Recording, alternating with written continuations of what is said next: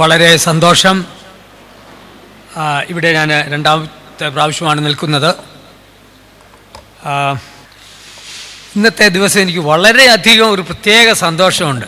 പ്രിയ ബാബു, ഞങ്ങളൊക്കെ പത്തനംതിട്ടയിലെ അടുത്തൊരു കൊച്ചു ഗ്രാമമുണ്ട്. ഞാൻ പത്തനംതിട്ടയ്ക്ക് പറയുന്നത് കേരളത്തിലെ ബൈബിൾ ബെൽറ്റാണ്. അവിടെയുള്ള ആ കൊച്ചു ഗ്രാമം മൈലപ്രായിൽ ഒന്നിച്ച് നിക്കറൊക്കെ ഇട്ട് അടിച്ച് കളിച്ച് നടന്നവരാണ്. 70 വർഷത്തിന് ശേഷം ഇങ്ങനെ ഒന്നിച്ച് ഒരു വേദിയിൽ നിൽക്കുക എന്നുള്ളത് എന്തോ ഒരു അഭിമാനകരമാണ്. ഞങ്ങൾ ഒരിക്കലും വിചാരിച്ചിരുന്നില്ല പിള്ളേരായിട്ട് ഇങ്ങനെ നടന്നപ്പോൾ ഈ കർത്താവിൻ്റെ വചനവുമായിട്ട് ഇങ്ങനെ ഒരു വേദിയിൽ നിൽക്കുക. ഹല്ലേലൂയ. നമ്മൾ ഹല്ലേലൂയ പറയത്തില്ലല്ലോ, ഇല്ലയോ? ഒരിക്കലും പറയത്തില്ല അല്ലേ? Somebody said, let every pulse of your heart be a praise to God. നിങ്ങളുടെ ഓരോ ഹൃദയ സ്പന്ദനവും സ്തുതി ആയിക്കട്ടെ എന്ന്. അപ്പോൾ ഹല്ലേലൂയ പറയല്ലോ. എന്തെല്ലാം കാര്യങ്ങളുണ്ട് നമുക്ക് സ്തുതി ചെയ്യുവാൻ. നമ്മുടെ ഹൃദയത്തിൽ ആനന്ദം കൊണ്ട്, നന്ദി കൊണ്ട് നിറയേണ്ടവരാണ്, എപ്പോഴും സ്തുതിച്ചുകൊണ്ടിരിക്കേണ്ടവരാണ്. യഹോവ ദൈവമായിരിക്കുന്ന ജനം ഭാഗ്യമുള്ളത്. നമ്മൾ ഭാഗ്യാവസ്ഥയാണ്. എഫേസ്യ ലേഖനം നമ്മൾ ചിന്തിച്ചല്ലോ. എഫേസ്യ ലേഖനത്തിലെ ആദ്യത്തെ അധ്യായങ്ങളിൽ എന്താ? You are blessed with all the spiritual blessings in Christ Jesus. ആകയാൽ ഇന്ന് ദേവദാസൻ ഓർപ്പിച്ചല്ലോ, ആദ്യത്തെ 3-4 അധ്യായങ്ങളിൽ എന്താ പറഞ്ഞിരിക്കുന്നത്? നിങ്ങൾ എന്താണെന്നുള്ളത്. യേശു ക്രിസ്തു നമ്മുടെ ധന്യത. We are elected, we are adopted, we are redeemed, we are forgiven, we are sealed with the Spirit, we are accepted in the beloved, and we have the inheritance from the Lord. എന്താ പറഞ്ഞിരിക്കുന്നത്?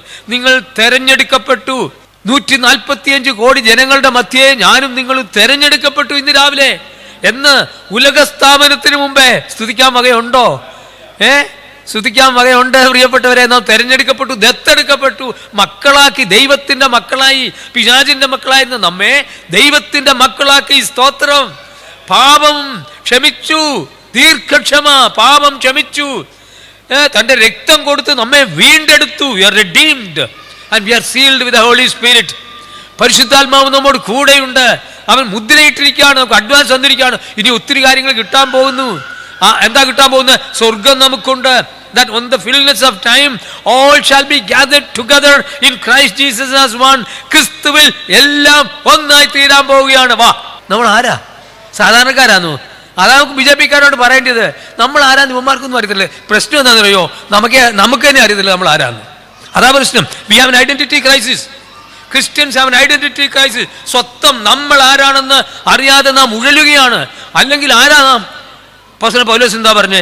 ചങ്ങല ധരിച്ച സ്ഥാനപതിയാണ് അല്ലേ? We are ambassadors, we are divine ambassadors. യേശു ക്രിസ്തു, we are a divine ambassadors.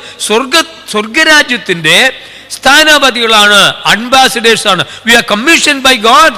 അത് മാത്രമല്ല, we are to be the governors. 1000 ആണ്ട് നമ്മൾ ഗവർണേഴ്സ് ആയിട്ട് വാഴാൻ പോവാ. ആർക്കാ മൂവാറ്റുപുഴ വേണ്ടിയത്? സഹോദരിമാരെ, നിങ്ങൾ വാഴാൻ പോവാ കേട്ടോ. ഇതൊക്കെ നമുക്കൊന്ന് ചിന്തിക്കണം. We are no ordinary people. നമ്മൾ സാധാരണക്കാരല്ല. ഞാൻ അതുകൊണ്ടാണ് മോദിയോട് സാധാരണ പറയുന്നത്, എന്തിനിവിടെ കിടന്ന് വഴക്കുണ്ടാക്കുന്നു? ആ കോൺഗ്രസ്, കമ്മ്യൂണിസ്റ്റ്, പുള്ളി പറയുന്നത് 2047, 2050. ഞാൻ പറഞ്ഞു, നീ ഒന്നും വിചാരിക്കണ്ട, നൂറ്റാണ്ടുകൾ വാഴാം. യേശുവിൽ വിശ്വസിക്കുക.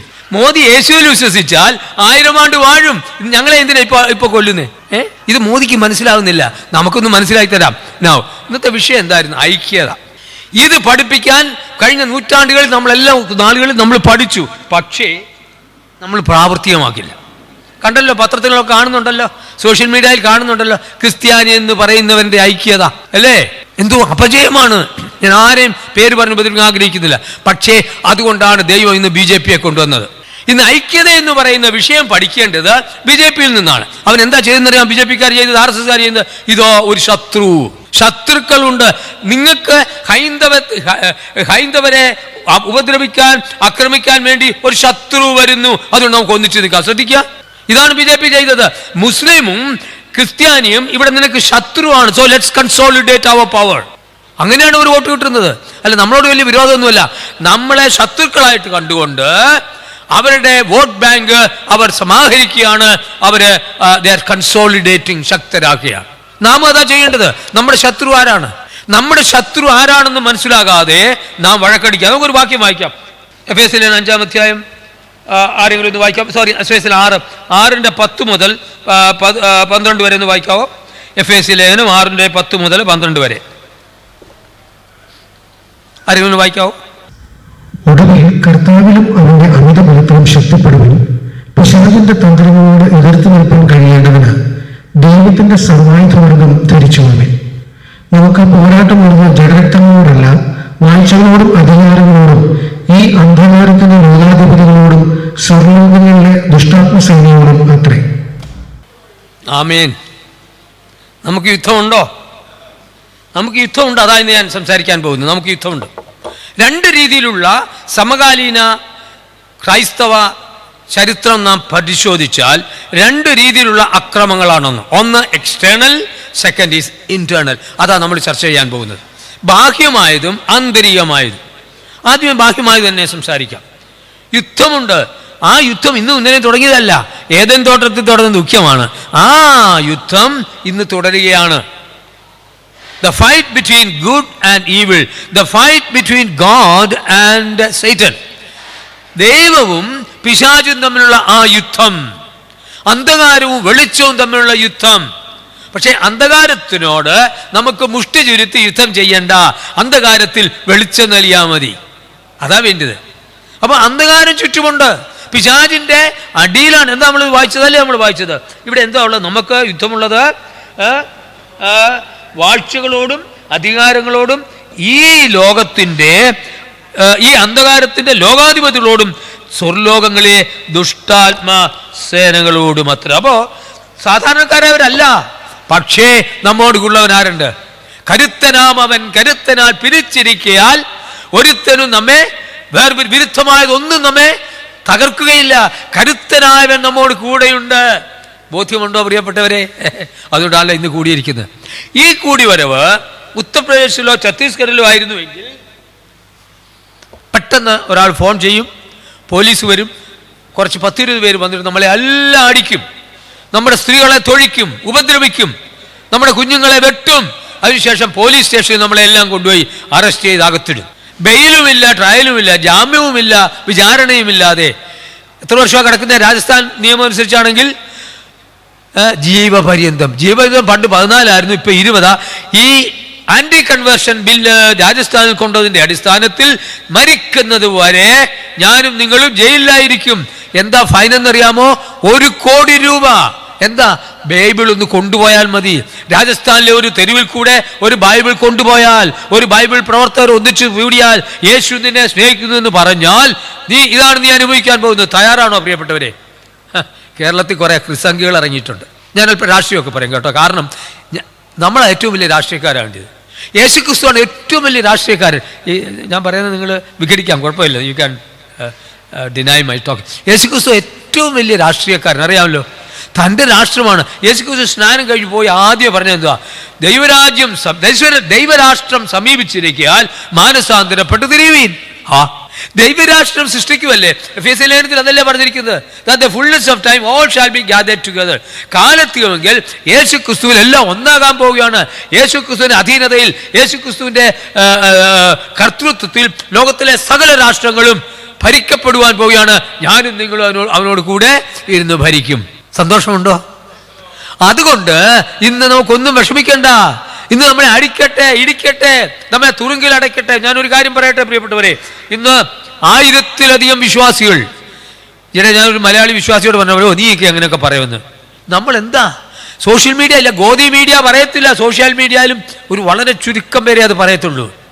1000-ലധികം വിശ്വാസികൾ, കൊച്ചു കുഞ്ഞുങ്ങൾ മുതൽ 12 വയസ്സുള്ളവർ മുതൽ 20-25 വയസ്സുള്ള സഹോദരിമാർ മുതൽ 92 വയസ്സുള്ളവർ വരെ ഇന്ന് ജയിലിൽ കിടക്കുക. വിശ്വാസികൾ. അറിയാമോ നിങ്ങൾക്ക് നാം എന്താ ചെയ്യുന്നത്? ഭാരതത്തിന്റെ ജയിലുകളിൽ യേശുവിനെ സാക്ഷീകരിച്ചതുകൊണ്ട് 1000-ലധികം പേര്, 4600 പേരെയാണ് മോദി ഭരണത്തിന് ശേഷം വന്നതിന് ശേഷം ആക്രമിച്ചത്. കംപ്ലീറ്റ് റെക്കോർഡ്സ്, അത് റെക്കോർഡാണ്. 4600 പേരെ ആക്രമിച്ച കഥ കഴിഞ്ഞ 11 വർഷമായി മോദിയുടെ അധീനതയിൽ നടന്നിട്ടുണ്ട്. നാം അറിയുന്നുണ്ടോ? എന്നിട്ട് കേക്കും കൊണ്ട് വരുന്നവന്റെ കയ്യിൽ അവന്റെ കുർത്തായ്ക്കുള്ളിൽ കത്തിയുണ്ടെന്ന് ഇവിടുത്തെ ക്രിസംഖ്യകൾ മനസ്സിലാക്കുന്നില്ല. കേരളം അതിലേക്ക് നീങ്ങിക്കൊണ്ടിരിക്കുകയാണ്. ഒട്ടും അതിശയോക്തിയില്ല. മിനിഞ്ഞാന്ന് BJPയുടെ സംസ്ഥാന വൈസ് പ്രസിഡന്റ് ഒരു ചാനൽ ചർച്ച ഞാൻ കേട്ടു. അദ്ദേഹം പറഞ്ഞത് 2000 ക്രിസ്ത്യാനികളെയാണ് തദ്ദേശ ഭരണ സംവിധാനങ്ങളിൽ ഞങ്ങൾ ഇലക്ഷന് നിർത്തിയത്. ഞങ്ങൾക്ക് കിട്ടിയിട്ടില്ല, കുഴപ്പമില്ല, പക്ഷേ ഞങ്ങൾക്ക് കിട്ടും, ഇതൊരു ആരംഭമാണെന്ന് പറഞ്ഞു. ഒരു ടെസ്റ്റ് ഡോസ് ആയിരുന്നു. 2000 ക്രിസ്ത്യാനികൾ ഒരു വശത്തെ ക്രിസ്ത്യാനികളെ കൊന്ന് മുടിക്കുമ്പോൾ, ചുട്ടരിക്കുമ്പോൾ, നമ്മുടെ സഭാഹോളുകൾ, നമ്മുടെ പള്ളികൾ ആക്രമിച്ച് ബുൾഡോസ് ചെയ്തിരിക്കുമ്പോൾ ഇതാ ഇവിടെ BJP താങ്ങിക്കൊണ്ട് ഒരു കൂട്ടർ ഇറങ്ങിയിരിക്കുന്നു. ഞാനിവിടെ രാഷ്ട്രീയം പറയേണ്ടത് ആവശ്യമാണ്. അതുകൊണ്ടാണ്. കാരണം ഭാരതീയ ജനതാ പാർട്ടി അല്ല, ഭാരതീയ ജീസസ് പരിവാർ, BJP ആണ് ശരിയായ രാഷ്ട്രീയ പാർട്ടി. ഭാരതീയ ജീസസ് പരിവാർ അല്ലേ BJP. നമ്മൾ അസൽ BJP-യിലേക്ക് വരുന്നതിന് പറഞ്ഞാൽ നാം ഇന്ന് ഉപദ്രവിക്കപ്പെടും. തയ്യാറാണോ? അതല്ലേ നമ്മൾ ചെയ്ത്. എന്തിനും പേടിക്കണ്ട.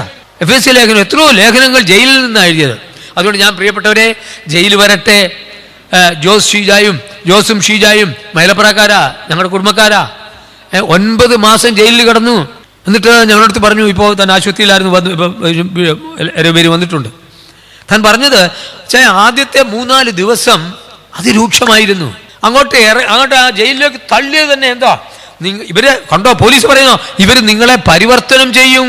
അതുകൊണ്ട് തട്ടിയേക്കാൻ കൊടുത്തേരാന്നാ പറയുന്നത്. ഇടി രാവിലെ എന്ത് ചെയ്യും?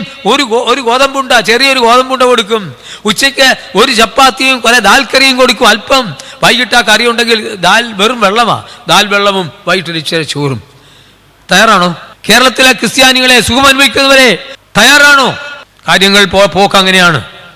അവർ പറഞ്ഞു ആദ്യത്തെ 3-4 ദിവസം അതിരൂക്ഷമായിരുന്നു, വേദനയായിരുന്നു, സങ്കടമായിരുന്നു. എൻ്റെ കർത്താവേ എന്തുകൊണ്ട് അനുഭവിച്ചു എന്ന് ചോദിച്ചു. 3-4 ദിവസം കഴിഞ്ഞപ്പോൾ കർത്താവ് പറഞ്ഞു, ഇല്ല, ഞാൻ കൂടെയുണ്ട്, നിങ്ങൾ വചനം ഉരുവിടുക. പത്രോസും കൂട്ടരും നമ്മുടെ സാക്ഷികളുടെ സമൂഹം, മാർട്ടിയേഴ്സിന്റെ രക്തസാക്ഷികളുടെ കൂട്ടത്തെ പറ്റി നിങ്ങൾ ചിന്തിക്കുക, അതിൽ ധൈര്യപ്പെടുക, ഞാൻ കൂടെയുണ്ട്. ഞാൻ അറിയാതെ, ഞാൻ അനുവദിക്കാതെ നിങ്ങളുടെ ജീവിതത്തിൽ ഒന്നും ഉണ്ടാവില്ല. നിങ്ങൾ പ്രാർത്ഥിക്കാനും സ്തോത്രം ചെയ്യാനും പറഞ്ഞു. 4-5 ദിവസം കഴിഞ്ഞപ്പോൾ അവർ പാടാൻ തുടങ്ങി, സ്തോത്രം ചെയ്യാൻ തുടങ്ങി, ബൈബിൾ വാക്യങ്ങൾ ഉരുവിടാൻ തുടങ്ങി, ചെറിയ സഹതടവുകാർ വന്നിരിക്കുവാൻ തുടങ്ങി. തയ്യാറാണോ? അത് മാത്രമല്ല, പോലീസുകാർ വരാൻ തുടങ്ങി. പോലീസ് ഉദ്യോഗസ്ഥന്മാർ വീട്ടിൽ പ്രശ്നമുള്ളവരെ ഇവരോട് പങ്കുവെക്കാൻ തുടങ്ങി, പ്രാർത്ഥിക്കാമോ എന്ന് ചോദിക്കാൻ തുടങ്ങി. ഞാനൊരു കാര്യം പറയട്ടെ, 1000 തടവുകാർ നമ്മുടെ വിശ്വാസികളകത്തുണ്ട്. ഒരു കാര്യം ഞാൻ വളരെ വ്യക്തമാക്കുന്നു, the next greatest gospel revolution in India is going to take place in the prisons of India. Amen. അടുത്ത ഏറ്റവും വലിയ സുവിശേഷ വിപ്ലവം ആരംഭിക്കുന്നത് ഇന്ത്യയിലെ, ഭാരതത്തിലെ ജയിലുകളിലായിരിക്കും. തയ്യാറാണോ? ഞാൻ പേടിപ്പിക്കാനല്ല പറഞ്ഞത്, വസ്തുതയാണ് പറഞ്ഞത്. ഇതാണ് ഇന്നത്തെ ഇന്ത്യ. ഇത് തീ കത്തിച്ച ഒരു പുസ്തകമാണ്.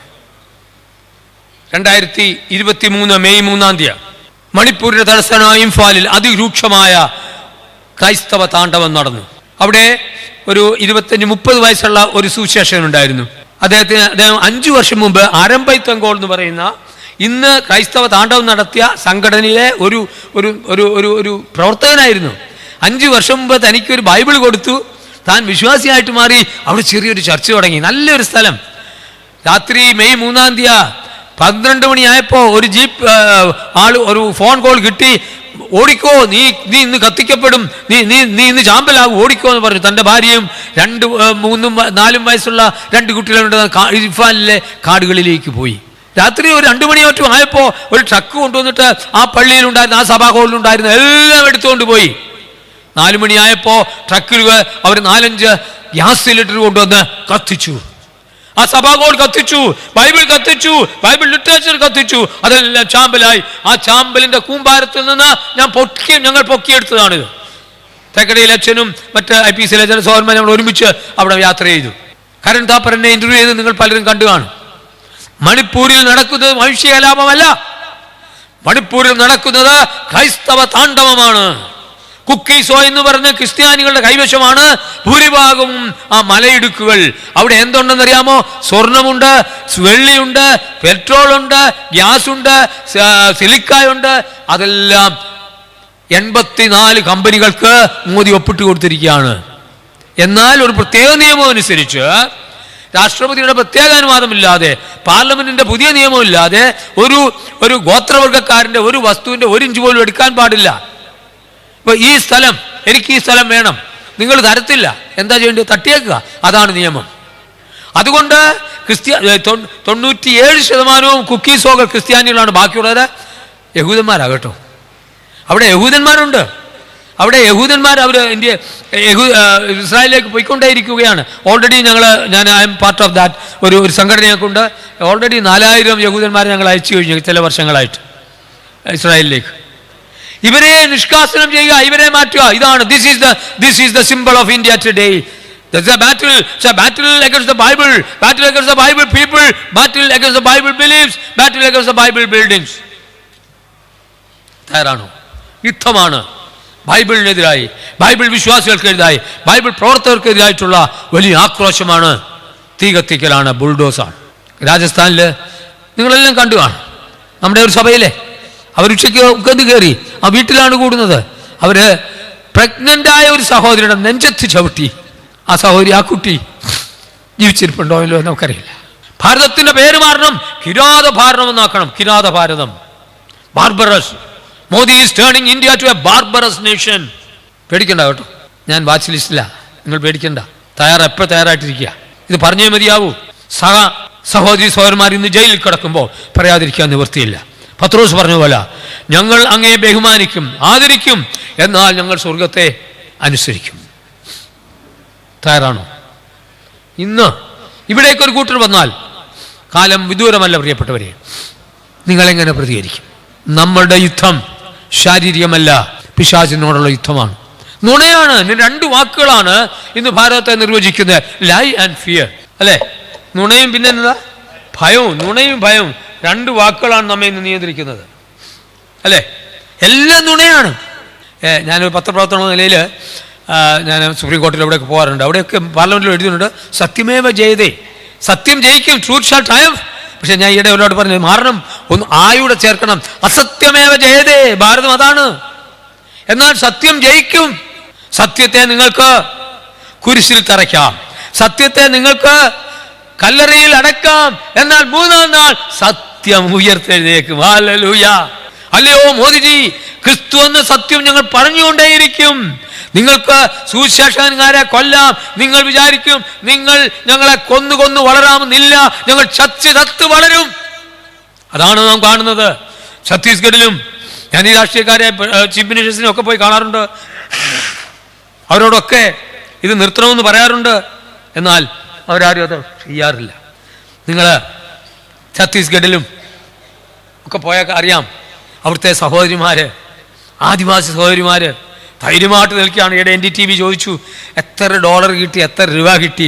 അപ്പോൾ ഒരു സഹോദരി പറഞ്ഞു, അയ്യോ നീ എന്നായി ചോദിക്കുന്നേ, ഞങ്ങൾ അങ്ങോട്ടാണ് കൊടുക്കുന്നേ, ഞങ്ങൾ അധ്വാനിക്കുന്നവരാണ്, കേത്തിയുണ്ട്, ഞങ്ങൾക്ക് കൃഷിയുണ്ട്, ഞങ്ങൾക്ക് വരവുണ്ട്, ഞങ്ങൾ ആരോടും പൈസ വാങ്ങിക്കാറില്ല, ഞങ്ങൾ അങ്ങോട്ട് കൊടുക്കും, ഞങ്ങളുടെ പാസ്റ്റർക്കും ഞങ്ങളുടെ ശുശ്രൂഷന്മാർക്കും ഞങ്ങളുടെ സഹോദരി സഹോദരന്മാർക്കും ഞങ്ങൾ അങ്ങോട്ട് കൊടുക്കും. പൈസ കൊടുത്ത് വാങ്ങാവുന്നതല്ല. NDTVയുടെ മുമ്പാകെ ഒരു ആദിവാസി സഹോദരി പറയുകയാണ്, ഞാൻ ദൈവത്തെ തേടി, ദൈവം എന്നെ തേടി വന്ന യേശുവിനെ ഞാൻ കണ്ടു. ഹല്ലേലൂയ. അത് വിശ്വസിക്കാൻ കഴിയുമോ? ഇതാണ് ഇന്ന് നടക്കുന്നത്. ധൈര്യമായിട്ടിരിക്കുക. നമുക്ക് ആദിവാസികളുടെ ധൈര്യമെങ്കിലും വരട്ടെ പ്രിയപ്പെട്ടവരെ. ആദിവാസികളുടെ ധൈര്യമെങ്കിലും നമുക്ക് വരട്ടെ. അതാണ് നമുക്ക് ആവശ്യം. നമുക്ക് ജഡരക്തങ്ങളോടല്ല, സ്വർഗത്തിലെ ശക്തിയാണ്. സോ ഈ ഫൈറ്റ് നമ്മുടെ വിചാരം കർത്താവ് കാണുന്നില്ല എന്നാണ്. എത്രയോ നാളായിപ്പോൾ, 10-15 വർഷമായി. വാജ്പേയിയുടെ കാലത്ത് തുടങ്ങിയതാണ്. അതിൻ്റെ കൾമിനേഷൻ നമ്മൾ കണ്ടു. കാന്തമില്ലും മനോഹർപൂരിലും കണ്ടു. ഗ്രാം സ്റ്റെയിൻസിനെ 2 കുട്ടികളെയും ചുട്ടരിച്ചത് നമ്മൾ കണ്ടു. ഞാൻ ആ പുസ്തകം എഴുതിയിട്ടുണ്ട്, നിങ്ങൾ പലരും അത് വായിച്ചിട്ടുണ്ട്. ഇത് തുടരുക, ഇത് കുറയുകയില്ല. ചിന്മയാനന്ദ സ്വാമിയുടെ ഒരു അനന്തരവൻ എൻ്റെ ഒരു സ്നേഹിതനാണ്. അദ്ദേഹം ക്രിസ്ത്യാനിയാണ്, വിശ്വാസിയാണ്. അദ്ദേഹം ഇതെല്ലാം ഒന്നിച്ച് ഞങ്ങൾ വർക്ക് ചെയ്യുന്നവരാണ്. ബോംബെയിലെ ഒരു ബിസിനസ്സുകാരൻ.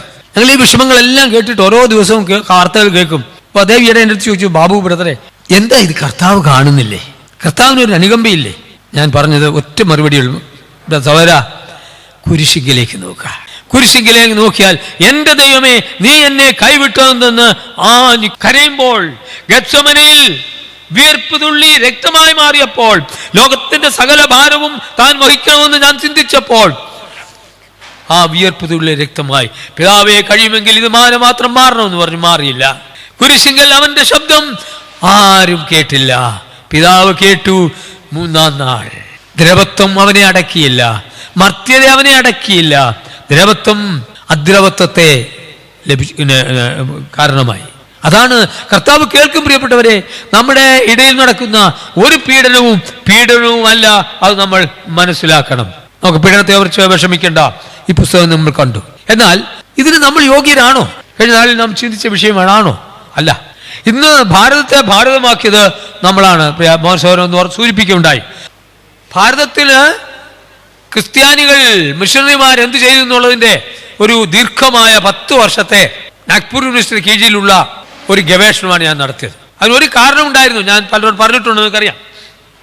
നമ്മുടെ വാജ്പേയിയുടെ കാലത്ത് ഒരു മന്ത്രി പറഞ്ഞു. എന്താ പറഞ്ഞതെന്നറിയാമോ? അദ്ദേഹം പറഞ്ഞത്, ക്രൈസ്തവ മിഷണറിമാർ, ക്രിസ്ത്യാനികൾ ഭാരതത്തെ നശിപ്പിച്ചു, ഭാരതത്തിന്റെ സംസ്കാരത്തെ. ഇല്ല, അതെങ്ങനെയാണ്, എന്തുകൊണ്ടാണ് അങ്ങനെ പറഞ്ഞു എന്നുള്ളതിനെ പറ്റിയുള്ള ഗവേഷണമാണ് ഞാൻ നടത്തിയത്. അദ്ദേഹം പറഞ്ഞത് ഹിന്ദി ഭാഷയിലാണ്. ഹിന്ദി ഭാഷ ഇവിടെ ഉണ്ടായിരുന്നില്ല എന്ന് എനിക്കറിയാം. അങ്ങനെ 125 ഭാഷകൾ ഞാൻ വിശകലനം ചെയ്തു. മലയാളം ആരാ മലയാളത്തിന്റെ ഗദ്യം നമുക്ക് തന്നത്? മലയാളത്തിന്റെ ഭാഷയ്ക്ക് ആധുനിക ലിപി നൽകിയത്, ഡിക്ഷണറി തന്നത്, പ്രോസ് തന്നത്, ഗദ്യം തന്നത്, പ്രസ് തന്നത്, പാത്രം തന്നത്, നോവല്, ഡ്രാമ ഒക്കെ തന്നത് ആരാണ്? ക്രൈസ്തവ മിഷണറിമാരാ, ബൈബിൾ പ്രവർത്തകരാണ്, ബൈബിൾ വിവർത്തകരാണ്. പ്രിയപ്പെട്ടവരെ, അതല്ലേ സത്യം? ഹിന്ദി ഭാഷ ഉണ്ടായിരുന്നില്ല എന്ന് ഞാൻ പല പ്രാവശ്യം പറഞ്ഞതാണ്. സാമുവൽ ഹെൻറി കെല്ലോഗ് എന്ന് പറയുന്ന ഒരു പ്രസ്ബിറ്റേറിയൻ മിഷണറി വാരാണസി കേന്ദ്രമാക്കി താൻ വന്ന് അവിടെ ജീവിച്ചു. അദ്ദേഹം 12 തദ്ദേശീയ ബോലി ഭാഷകളെ സംസ്വീകരിച്ചിട്ടാണ് ഹിന്ദി ഭാഷ താൻ നിർമ്മിച്ചത്. ആ ഹിന്ദി ഭാഷ നാം സൃഷ്ടിച്ചു, അതിന് ഗ്രാമർ കൊടുത്തു, ഡിക്ഷണറി കൊടുത്തു, സ്കൂൾ തുടങ്ങി, കോളേജ് തുടങ്ങി, യൂണിവേഴ്സിറ്റി തുടങ്ങി, അവിടെ പത്രം നൽകി. ആ സ്കൂളിൽ പഠിച്ച് പാസ്സായി മന്ത്രിയായവൻ പറയുവാണ് നമ്മൾ നശിപ്പിച്ചത്. എന്തൊരു വിരോധാഭാസമായി. ഇപ്പൊ ഇംഗ്ലീഷ്, മക്കോളയുടെ പ്രശ്നം. മക്കോള ഇല്ലായിരുന്നെങ്കിൽ ഇവരൊന്നും ഇവിടെ ഉണ്ടാകത്തില്ലായിരുന്നു. ഞാൻ മത്യു സമയലിന്റെ ഒരു വീഡിയോയിൽ ഞാനത് പറഞ്ഞിട്ടുണ്ട്. മക്കോള ഇല്ലായിരുന്നുവെങ്കിൽ, മക്കോളെ നന്മയാണ് ചെയ്തത്. ഒരു കാര്യം ഞാൻ പറയട്ടെ, ഇവിടെ ഇംഗ്ലീഷ് വിദ്യാഭ്യാസം കൊണ്ടുവന്നത് ബ്രിട്ടീഷുകാരല്ല. ഇവിടെ ഇംഗ്ലീഷ് വിദ്യാഭ്യാസം കൊണ്ടുവന്നത് ക്രൈസ്തവ മിഷണറിമാരാ. ഇവിടെ അറബിക് മതി, പേർഷ്യൻ മതി എന്ന് പറഞ്ഞിരുന്ന ബ്രിട്ടീഷുകാര് അതിനെ തടഞ്ഞുകൊണ്ട് ഇവിടെ ഒരു ദ്വിഭാഷാ പദ്ധതി വേണമെന്ന് പറഞ്ഞുകൊണ്ട്, മാതൃഭാഷകളെ വികസിപ്പിക്കണമെന്ന് പറഞ്ഞുകൊണ്ട് മുന്നേറിയത് വില്യം കേരിയും കൂട്ടരുമാണ്.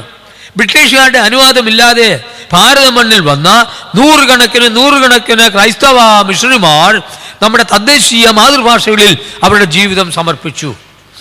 ലിപി ഉണ്ടാക്കി, ഗ്രാമർ ഉണ്ടാക്കി, പ്രോസ് ഉണ്ടാക്കി, ബൈബിൾ ട്രാൻസ്ലേറ്റ് ചെയ്തത്. പിന്നെ ഒരു പത്രപ്രവർത്തകനോട് ചോദിച്ചു, നിങ്ങൾക്കൊരു അജണ്ട ഉണ്ടായിരുന്നില്ലേ? അതെ, പറഞ്ഞല്ലോ.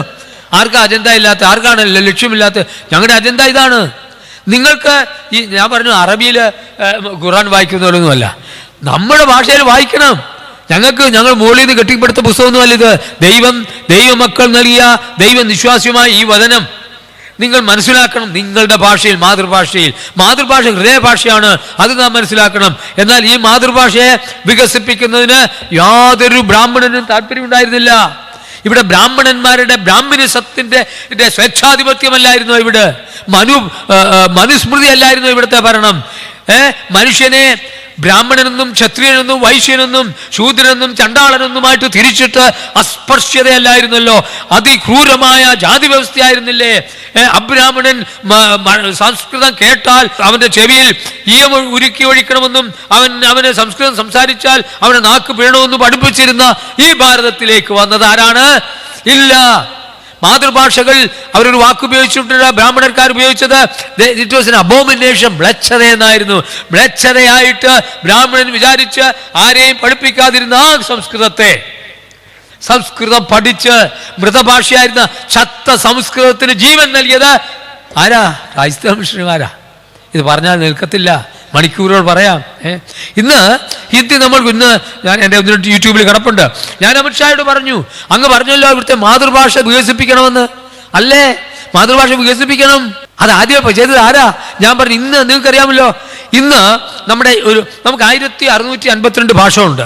അതിൽ 200 ഭാഷകൾക്ക് മാത്രമേ ആധുനിക ലിപിയുള്ളൂ, ആധുനികമായതൊക്കെ ഉള്ളൂ. അതെല്ലാം വികസിപ്പിച്ചത് ബൈബിൾ പ്രവർത്തകരാ, ബൈബിൾ ട്രാൻസ്ലേറ്റേഴ്സ്. ഇന്ന് 180 ഭാഷകൾ, ഗോത്രഭാഷകൾ നാം വികസിപ്പിച്ചുകൊണ്ടിരിക്കുകയാണ്. മലയാളത്തിൽ ഗുണ്ടറ്റും ബെയിലിയും ഒക്കെ വന്നതുപോലെ ഇന്ന് ഇന്ത്യയിലെ കാടുകളിൽ നമ്മുടെ വിശ്വാസികളുണ്ട്, നമ്മുടെ പ്രിയപ്പെട്ടുണ്ട്. I know local church is very much involve. Local ചർച്ചിൽ പല ബൈബിൾ ട്രാൻസ്ലേഷനെ സപ്പോർട്ട് ചെയ്യുന്നത് എനിക്കറിയാം. വിനോദിനെ അനിയൊക്കെ അറിയാമല്ലോ. അനേകരെ നിങ്ങൾ സപ്പോർട്ട് ചെയ്യുന്നുണ്ട്, സ്തോത്രം. അവരെയാണ് ഞാൻ പറയുന്നത്. അമിത്ഷാട് ഞാൻ പറഞ്ഞു, നിങ്ങൾ അതിനുള്ള പൈസ ഇല്ല, ഞങ്ങൾക്കിതാ, ഞങ്ങളെ കൊല്ലുകയാണ്. ഒരു വശത്ത് ഇവര് ഭാഷകൾ വികസിപ്പിക്കണമെന്ന് പറയുന്നു, മറുവശത്തെ ഭാഷകൾ വികസിപ്പിക്കുന്ന ക്രൈസ്തവരെ ചുട്ടരിക്കുന്നു. നിങ്ങൾക്കൊരു ഒരു രഹസ്യം നിങ്ങൾക്കറിയാമോ? ഗ്രഹാം സ്റ്റെയിൻസും ഫാമിലിയും കുഷ്ഠരോഗികളെ നോക്കുക മാത്രമായിരുന്നില്ല, ആ ബാരിപ്പാട ഭാഗത്തുള്ള ഒരു പ്രത്യേക ജാതിയായിരുന്നു, ഭാഷയായിരുന്നു ഹോ ലാംഗ്വേജ്. അവര് ഹോ ലാംഗ്വേജിന് ലിപി ഉണ്ടാക്കി, ഹോ ലാംഗ്വേജിന് ഗ്രാമർ ഉണ്ടാക്കി അവരെ വികസിപ്പിച്ചുകൊണ്ടിരിക്കുകയായിരുന്നു. 4 സുവിശേഷത്തിന്റെ ആദ്യത്തെ 2 പുസ്തകങ്ങൾ അവർ എഴുതി കഴിഞ്ഞിരുന്നു. നോർത്ത് നോക്കണം, അവർ ബൈബിൾ ട്രാൻസ്ലേറ്റേഴ്സ് ആയിരുന്നു. അദ്ദേഹത്തിന്റെ മരണത്തിന് ശേഷം ബൈബിൾ സൊസൈറ്റി ഞങ്ങളവിടെ പോയിട്ട് അത് റിലീസ് ചെയ്യുകയുണ്ടായി. അപ്പൊ എന്താ ഇതിന്റെ അർത്ഥം? എന്റെ ചോദ്യം ഇതാണ്, ബൈബിൾ പ്രവർത്തകർ ഭാരതത്തെ ഭാരതമാക്കിയെങ്കിൽ എന്തിന് ഞങ്ങളെ ആക്രമിക്കണം? സമകാലീന ഭാരതത്തിൽ വെളിയിൽ നിന്നുള്ള ആക്രമണമുണ്ട്. 4 രീതിയിലുള്ള ആക്രമണങ്ങളാണ് നമുക്കുള്ളത്. ഒന്ന്, ഫിസിക്കൽ, ശാരീരികമായ ആക്രമണം. നമ്മുടെ സഭാകോടുകൾ ആക്രമിക്കപ്പെടുന്നു, സഭാകോടുകൾ ബുൾഡോസർ കൊണ്ടുവന്ന് നിരത്തുന്നു. 2 ആഴ്ച മുമ്പ് 46 വർഷമായി അഹമ്മദാബാദിൽ മണിനഗറിൽ ഞാൻ പോയിട്ട് രക്തം കൂടെ ക്രിസ്ത്യാനികളുള്ളതാണ്. 46 വർഷം മുമ്പ് ആരംഭിച്ച ഒരു സ്കൂള്, ആ സ്കൂള് മിസ്മാനേജ്മെന്റ് ആണെന്ന് പറഞ്ഞിട്ട് എന്ത് ചെയ്തു? ഗവൺമെന്റ് ഏറ്റെടുത്തു. നമ്മൾ ആരറിഞ്ഞു? 2, ഓപ്പറേഷൻ മൊബൈൽസിന്റെ വാർത്ത നിങ്ങൾ അറിഞ്ഞു കാണും. 15 കോടിയുടെ ആസ്തികൾ അവരെ കണ്ടുകെട്ടി. എന്തൊക്കെയോ മിസ്മാനേജ്മെന്റ് ഉള്ള വാക്കാണ്, ഞാൻ അതിനെക്കുറിച്ച് വിശദമാക്കാൻ ആഗ്രഹിക്കുന്നില്ല. ഇനി സംഭവിക്കാൻ പോകുന്നത്, നമ്മുടെ സ്കൂളുകൾ, കോളേജുകൾ, നമ്മുടെ യൂണിവേഴ്സിറ്റികൾ, നമ്മുടെ ആസ്പത്രികൾ, നമ്മുടെ ആതുരാലയങ്ങൾ, ഓർഫനേജസ് എല്ലാം ദേശസാത്കരിക്കാൻ പോവുകയാണ്, തയ്യാറാണ്. ഭാരതം അതിക്രൂരമായ ക്രൈസ്തവ പീഡനത്തേക്ക് പോവുകയാണ്. സംഭവിക്കും. എല്ലാം നാഷണലൈസ് ചെയ്യാൻ പോവുകയാണ്. ഗവൺമെന്റ് ഏറ്റെടുക്കാം. അവർക്ക് നിയമങ്ങളില്ലേ? നിയമങ്ങളുണ്ടല്ലോ, അവർക്ക് ഉണ്ടാക്കാമല്ലോ. അംബേദ്കറും ഗാന്ധിജിയും വിഷമത്തോട് പറഞ്ഞ ഒരു വസ്തുതയാണ് ഇപ്പൊ നടക്കുന്നത്. അവർ രണ്ടുപേരും പറഞ്ഞത്, brute majority in democracy can destroy the constitution. 3/2 ഭൂരിപക്ഷം ഉണ്ടായിട്ടുണ്ടെങ്കിൽ ജനാധിപത്യ സംവിധാനത്തിൽ പാർലമെന്റിന് നിയമം പാസാക്കി ഈ ഭരണഘടനയെ തച്ചുടയ്ക്കാം. അതാ നടക്കുന്നത്, അല്ലേ? ഭരണഘടനയുടെ ധ്വംസനമല്ലേ നടക്കുന്നത്? ഇന്ന് ഞാൻ യേശുവിൽ വിശ്വസിക്കണമെന്നുണ്ടെങ്കിൽ ആരാ തീരുമാനിക്കുന്നത്?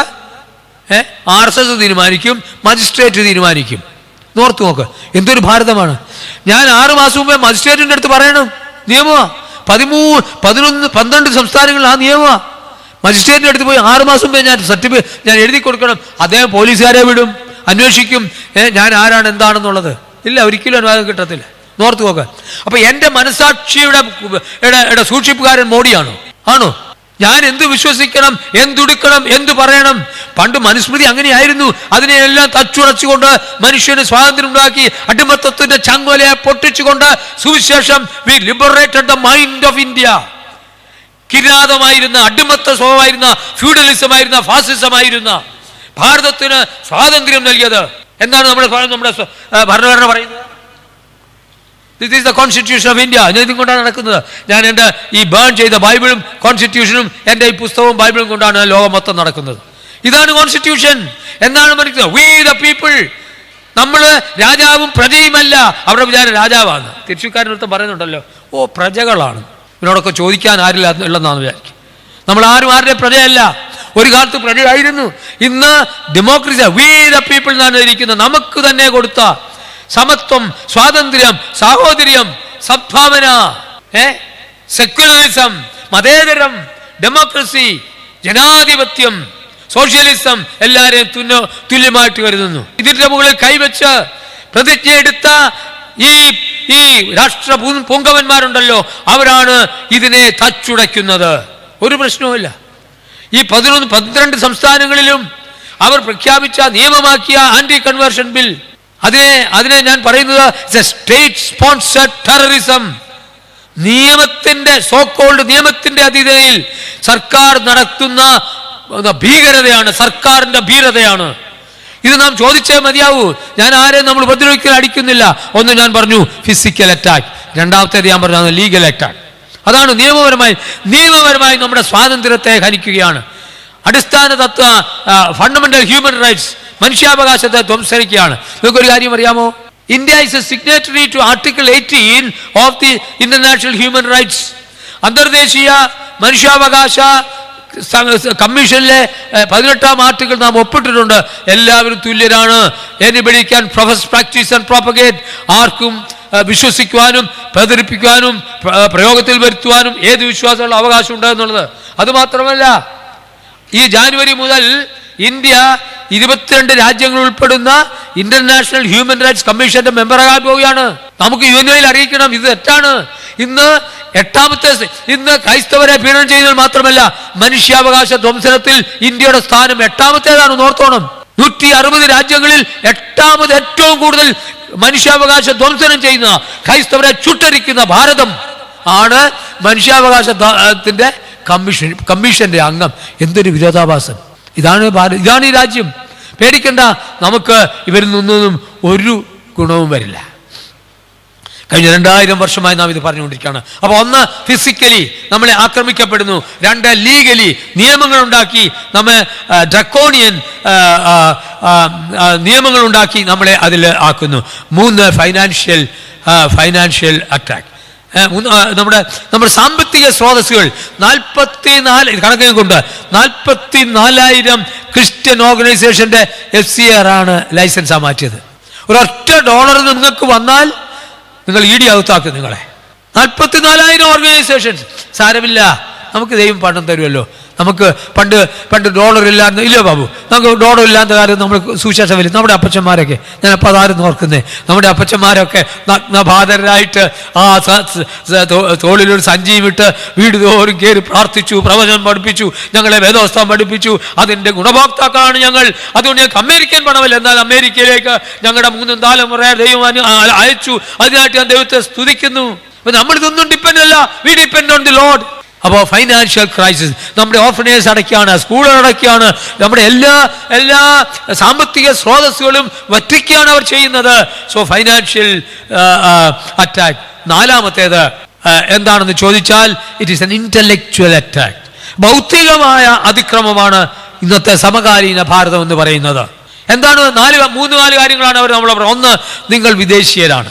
ക്രിസ്ത്യാനികൾ വിദേശീയരാണ്. ആണോ? നാം എല്ലാം വിദേശീയരാണല്ലോ. നാം എല്ലാം ഷേഖ് മുഹമ്മദ് അബീദിന്റെ മക്കളല്ലേ. അത് ഞാൻ സാധാരണ പറയുന്ന മോദിയും പിണറായിയും ഒക്കെ നമ്മൾ കസിൻസാ. എന്തിനാ പിന്നെ വഴക്കുണ്ടാക്കുന്നത് അല്ലേ? എല്ലാം ഷേഖ് മുഹമ്മദ് അബീദിന്റെ മക്കളല്ലേ. അപ്പൊ നമ്മൾ എല്ലാവരും വിദേശീയരാണ്. അതുകൊണ്ട് ക്രിസ്ത്യാനികൾ മാത്രം വിദേശീയരാണെന്ന് പറഞ്ഞ് അടിസ്ഥാനരഹിതമായ ആരോപണം ഉന്നയിച്ച് നമ്മളെ ചുട്ടരിക്കുന്നത് നിർത്തണം. നമ്മളെല്ലാം വിദേശീയരാണ്, നമുക്ക് സൗദിസന്മാരായിട്ട് കഴിയാം. 2, അവർ പറയുന്നത് ക്രിസ്ത്യാനിറ്റി കെയിം ത്രൂ ദി ബ്രിട്ടീഷുകാരുടെ ചെരുപ്പ് തെക്കിലാണ് നാം. അല്ല, ഒരിക്കലും അല്ല. 1813 വരെ ഒരൊറ്റ ക്രിസ്തീയ പ്രവർത്തകനും ഇവിടെ വരുവാൻ ബ്രിട്ടീഷ് ഗവൺമെന്റ് അനുവദിച്ചിരുന്നില്ല. ഈസ്റ്റ് ഇന്ത്യ കമ്പനി അനുവദിച്ചിരുന്നില്ല. 1813 William Wilberforce, Charles Grant, Macaulay, ആദ്യമായ എഡ്മണ്ട് ബർക്ക്, ആദ്യമായ ബ്രിട്ടീഷ് പാർലമെന്റിലെ ബോൺ അഗെയിൻ ക്രിസ്ത്യൻസ് മെമ്പേഴ്സ് ഉണ്ടായിരുന്നു. അവർക്കൊരു ക്രാഫാം സെക്ട് ഉണ്ടായിരുന്നു. അവരുടെ ഉത്തേജനത്തോടുകൂടി, അവരുടെ സപ്പോർട്ടോടുകൂടിയാണ് 1813 ഈസ്റ്റ് ഇന്ത്യ കമ്പനി നിയമം മാറ്റിയിട്ട് മിഷണറിമാരെ അയക്കാൻ പറഞ്ഞു. പക്ഷേ അന്നും അവർ പറഞ്ഞത് എന്തായിരുന്നു?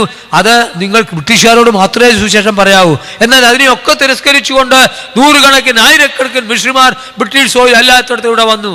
ഡാനിഷ് സെറ്റിൽമെന്റിൽ 1793 വന്ന് വില്യം കേരിക്ക് പോകേണ്ടി വന്നത് അതുകൊണ്ടാണ്. അവിടെ 3 സ്ഥാപനങ്ങൾ ചെയ്തു.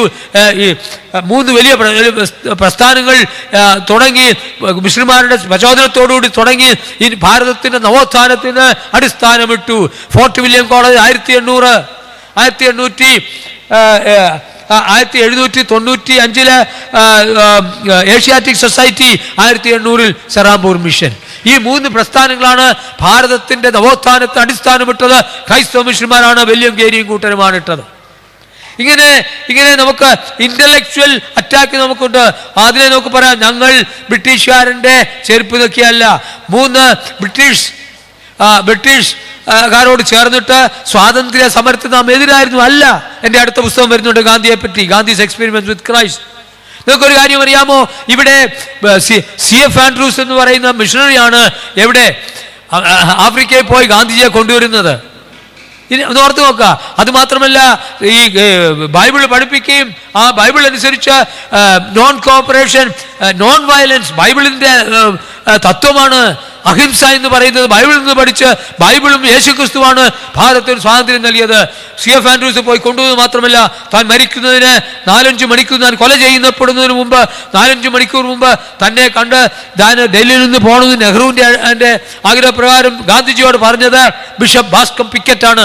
ഞാൻ ഡീറ്റെയിൽസ് എല്ലാം കൊണ്ടുവരുന്നുണ്ട്. ക്രൈസ്തവ മിഷണറിമാർ തോളോട് തോൾ ചേർന്ന് ഭാരതത്തിന്റെ സ്വാതന്ത്ര്യത്തിന് വേണ്ടി നിശബ്ദമായി പ്രവർത്തിച്ചവരാണ്. ഈ പ്രീആമ്പിൾ ഓഫ് ദിസ് കോൺസ്റ്റിറ്റ്യൂഷൻ, പ്രീആമ്പിൾ ഡിസ്കഷൻ ചെയ്തതെല്ലാം മോദി കഴിഞ്ഞ ദിവസം പറഞ്ഞു കേട്ടു, എല്ലാം സെന്റ് സ്റ്റീഫൻസ് കോളേജ് വെച്ചിട്ടാ. ഇതെല്ലാം മനഃപൂർവ്വം അവഗണിച്ചിട്ട് നമ്മളെ ചുട്ടരിക്കുകയാണ്.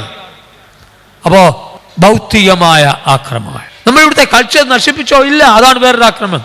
നമ്മൾ നശിപ്പിച്ചില്ല ഈവിളിന്റെ കൾച്ചർ. ഈ നമ്മുടെ സംസ്കൃതിയിൽ ഉണ്ടായിരുന്ന തെറ്റായ കാര്യങ്ങൾ, വഷളത്വമായത്, ദുഷ്ടമായതാ എന്ന് പറഞ്ഞാൽ ജാതി വ്യവസ്ഥയെ നമ്മൾ ഉടച്ചു. 110 അടി, 70 അടി, 40 അടി, ഏഴവനും നായരും തമ്മിൽ, ബ്രാഹ്മണനും കുറവനും തമ്മിൽ, പുലയനും നായരും തമ്മിൽ എല്ലാം മാറി മാറി നടക്കണം. അസ്പർശ്യതയായിരുന്നു, അത് നമ്മൾ തുടച്ചു. അത് മാത്രമല്ല, എല്ലാവരും ആഹാരം ഒരുപോലെ കഴിക്കാനൊക്കത്തില്ല. കോരന് കഞ്ഞി കുമ്പിളിലാണ്. നോർത്ത് നോക്ക്, ഒരേ വേല ചെയ്യാനൊക്കത്തില്ല, ഒരേ വസ്ത്രം ധരിക്കാനൊക്കത്തില്ല, മേൽമുണ്ട് ധരിക്കാനുള്ള അവകാശം ഉണ്ടായിരുന്നില്ല. ഈയിടെ വെള്ളാപ്പള്ളി നടേശൻ ഒരു കാര്യം പറഞ്ഞു. താൻ പറഞ്ഞു കേണൽ മൺറോ ആണ് കേരളത്തെ നശിപ്പിച്ചതെന്ന്. ഞാൻ അതിന് മറുപടി പറഞ്ഞിട്ടുണ്ട്. കേണൽ മൺറോ ഇന്ന് NSSന്റെ ആസ്ഥാനത്തിൽ പോകാനുള്ള അനുവാദം കെട്ടിയത് ക്രിസ്ത്യാനികൾ ഉണ്ടായിരുന്നുകൊണ്ടാണ്. ഒരു നായർക്ക്, ഒരു ഈഴവന് അവിടെ പോകാനുള്ള അവകാശമില്ലായിരുന്നു. എന്നാൽ ആ അവകാശം നേടിക്കൊടുത്തത് കേണൽ മൺറോ ആണ്. എന്നാൽ ഇതെല്ലാം ചരിത്രത്തെ തമസ്കരിച്ചുകൊണ്ട്, സത്യത്തെ തകർത്തുകൊണ്ട്, നുണ പറഞ്ഞ് ഗീബൽസ് തന്ത്രമാണ് നമുക്ക് കാണുവാൻ കഴിയുന്നത്. പ്രിയപ്പെട്ടവരെ, ക്രൈസ്തവ മിഷൻ അപ്പോൾ ഈ 4 രീതിയിലുള്ള അക്രമങ്ങളെയും നമുക്ക് തീർത്തും അത് തെറ്റാണെന്ന് പറയുവാൻ കഴിയും. പക്ഷേ നാം എന്താ ചെയ്യേണ്ടത്? ഞാൻ വളരെ വിശദമായിട്ട് ഇത് പറ്റിയിട്ടുണ്ട്. ആധുനിക ഭാരതം ബൈബിൾ സൃഷ്ടി എന്നുള്ള മലയാളത്തിലെ പുസ്തകങ്ങൾ ധാരാളം പേർക്കുണ്ട്. ഞാനത് വിശദമാക്കുന്നില്ല. നാം ഒരു കാര്യം മനസ്സിലാക്കണം. നമുക്ക് ഉള്ള യുദ്ധം ആരോടാണ്? സ്വർഗാത്മ സേനകളോടാണ്. ഇത് ദുഷ്ടാത്മ സേനകളാണ്. ദുഷ്ടന്മാരായ പ്രിയപ്പെട്ടവരാണ് എന്ന് അവർ പ്രിയപ്പെട്ടവരാണെന്ന് നമുക്ക് തോന്നാം. ഈ ദുഷ്ടന്മാരോടാണ് നമുക്ക് എതിർക്കേണ്ടത്. പ്രിയപ്പെട്ടവരെ, നമുക്ക് നിൽക്കണം. അതുകൊണ്ട് എന്താ ചെയ്യേണ്ടത്? സർവായുധവർഗം എടുക്കണം. എന്തൊക്കെയാണ് നമുക്ക് എടുക്കേണ്ടത്? ഇന്ന് രാവിലെ ബാബു ബ്രദർ ഓർപ്പിച്ചല്ലോ, നമുക്ക് ഐക്യതയില്ല. പ്രിയപ്പെട്ടവരെ, നമുക്കൊന്ന് തിരക്കാം. എന്താ നമ്മൾ ഐക്യത ഇല്ലാതിരിക്കുന്നത്? നമുക്കൊന്ന് നോക്കാം, എന്താ ഐക്യതയില്ലാത്തത്? ദൈവത്തിന് സർവായുധവർഗം എടുത്തുകൊള്ളുവീൻ, നിങ്ങളുടെ അരയ്ക്ക് സത്യം കെട്ടി നീതി എന്ന് കവചം ധരിച്ച് സമാധാന സൂചനയുള്ള ഒരുക്കം കാലിന് ചെരുപ്പാക്കിയും എല്ലാറ്റിനും മീതെ ദുഷ്ടന്റെ തീയമ്പുകളേക്കും കൊടുക്കുവാൻ തക്കുന്ന വിശ്വാസം എന്ന പരിചയം എടുത്തുകൊണ്ട് നിൽപ്പീൻ. രക്ഷ എന്ന ശിരസ്ത്രവും ദൈവവചനമെന്ന ആത്മാവിന്റെ വാളും കൈക്കൊള്ളുവീൻ. സകല പ്രാർത്ഥനയാലും യാതനയാലും ഏതു നേരത്തും ആത്മാവിൽ പ്രാർത്ഥിച്ചും അതിനായി ജാഗരിച്ചും കൊണ്ട് സകല വിശുദ്ധന്മാർക്കും എനിക്കും വേണ്ടി പ്രാർത്ഥനയിൽ പൂർണ്ണ ശ്രദ്ധ കാണിപ്പീൻ. ഞാൻ ചങ്ങല ധരിച്ച് സ്ഥാനാപതിയായി നിയമിക്കുന്ന സുവിശേഷ സമർമ്മം പ്രാഗൽഭ്യത്തോടെ അറിയിപ്പാൻ എൻ്റെ വായ് തുറക്കുമ്പോൾ എനിക്ക് വചനം നൽകപ്പെടേണ്ടതിനും ഞാൻ സംസാരിക്കേണ്ടും വണ്ണം അതിൽ പ്രാഗൽഭ്യത്തോടെ സംസാരിക്കേണ്ടതിനും പ്രാർത്ഥിപ്പീൻ. ഇത് കൂടെ എന്താ വേണം? ചങ്ങലയുണ്ട്. ഭാരതം 2 രീതിയിലുള്ള ആക്രമണം, ക്രിസ്ത്യാനികൾക്ക് 2 രീതിയിലുള്ള ആക്രമണം. ഞാൻ ബാഹ്യമായതിനെ പറ്റി പറഞ്ഞു. അതിനെപ്പറ്റി നമുക്ക് ഖേദിക്കണ്ട. പീഡനം പുത്തരിയല്ല. സേവാനോസ് മുതൽ അത് സംഭവിച്ചിട്ടുണ്ട്. സാക്ഷികളുടെ സമൂഹം നമുക്ക് ചുറ്റുമുണ്ട്. എന്നാൽ എവിടെ പീഡനം ഉണ്ടായിട്ടുണ്ടോ അവിടെ സഭ വളർന്നിട്ടുണ്ട്. ഞാൻ മുമ്പേ പറഞ്ഞതുപോലെ നമ്മുടെ ജയിലുകൾ വലിയ സഭാ കേന്ദ്രങ്ങളായിട്ട് മാറാൻ പോവുകയാണ്. നമുക്ക് ഒരു കാര്യം പറയാം, കർത്താവേ, ഞങ്ങൾ ഇത്രയും നാൾ ഞങ്ങൾ അധ്വാനിച്ചു, ഞങ്ങൾ ഒത്തിരി കാര്യം ചെയ്യേണ്ടതായിട്ടുണ്ടായിരുന്നു. 2000 വർഷമായി അങ്ങയുടെ സുവിശേഷം പറയുവാൻ ഞങ്ങൾക്ക് അവസരമുണ്ടായിരുന്നു, ഞങ്ങളത് ചെയ്തില്ല. ഞങ്ങളോട് ക്ഷമിക്കണമേ എന്ന് നമുക്ക് പറയാം. അതുകൊണ്ട് നമുക്ക് ഒന്നുണരാം. പ്രിയപ്പെട്ടവരെ, നമുക്ക് പത്രോസിന്റെ ലേഖനം അല്പ നേരത്തേക്ക് നോക്കാം. ക്രിസ്ത്യാനികൾ എന്താ ചെയ്യുന്നത്? 2 പത്രോസ് 3:3 അവന്റെ പ്രത്യക്ഷയുടെ വാഗ്ദത്തം എവിടെ?